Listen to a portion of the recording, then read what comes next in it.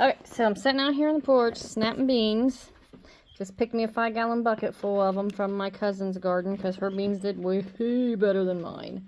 So with that, I've got, you'll see, I got 2 bowls. Normal looking green beans, like normal size, normal round, stringless tenderette green beans. And these here is them flat ones, like them half runners or whatever. Real stringy. Let me show you. Hold on, let me snap it. Okay, so see here how stringy it is? It just, ain't nobody want to eat that. At least nobody in my family does. So I'm just going to put them up for the critters this winter. So the chickens will get some, the pigs will get them, maybe the rabbits if they like them. I don't really know if they will. Yeah, I mean, look at this. It's so stringy. Look at that. That's so bleh.